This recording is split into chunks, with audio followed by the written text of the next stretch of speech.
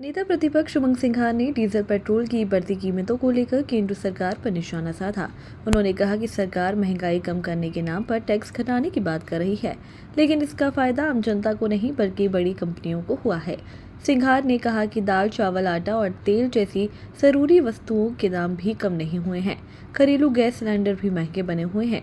उन्होंने प्रधानमंत्री पर तंज कसते हुए कहा कि मोदी जी देश की खराब हालत छोड़कर इटली घूम रहे हैं और मेलोनी को मेलोडी खिला रहे हैं। मुख्यमंत्री मोहन यादव द्वारा मंत्रियों की समीक्षा किए जाने को लेकर भी उमंग सिंघार ने सवाल खड़े किए।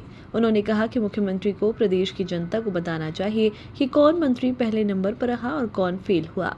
साथ ही उन्होंने पूछा कि जो मंत्री फेल हुए हैं क्या उन्हें हटाया जाएगा। सिंघार ने कहा कि प्रदेश सरकार अशुभ घड़ी में बनी है, जिसके बाद प्रदेश में कफ सिरप कांड और भागीरथपुर जैसे कई मामले सामने आए हैं। उन्होंने गृह विभाग को लेकर भी मुख्यमंत्री पर निशाना साधते हुए कहा कि उनसे अपना गृह मंत्रालय नहीं संभल रहा तो क्या वह इसकी भी समीक्षा करेंगे। जानते हैं कि सबसे ज्यादा वेट है और जिस प्रकार से रेट बढ़ा दिए है, वेट के साथ आपकी जानकारी के लिए 2.5 रुपए प्रति लीटर भी लेते हैं और 1% से ये अलग है।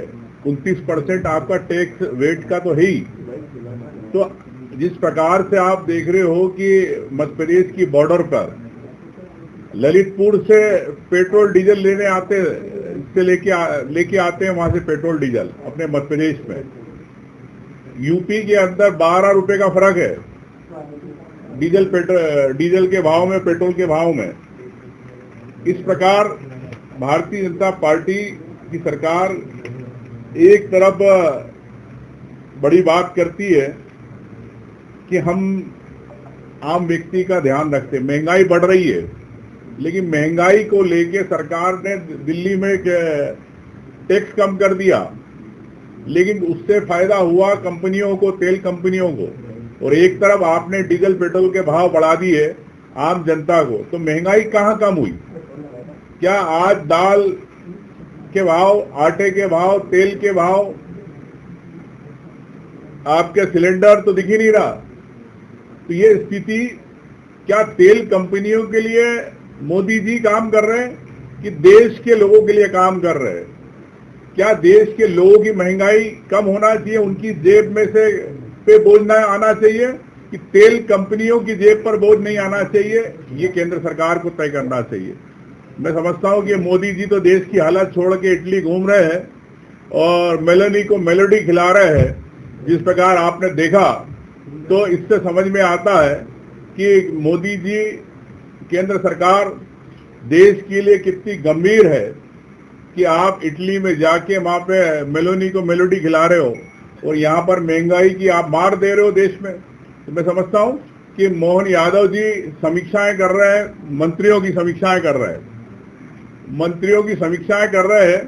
तो क्या मंत्रियों का परफॉर्मेंस कार्ड प्रदेश की जनता को बताएंगे? किस मंत्री ने कितना काम किया और कौन पहले नंबर पे रहा, कौन फिसड्डी रहा? क्या मोहन यादव जी में इतनी हिम्मत है कि जो नॉन परफॉर्मर रहा, जो अयोग्य मंत्री रहा, जो काम नहीं कर पाया, क्या उसको हटा सकते हैं?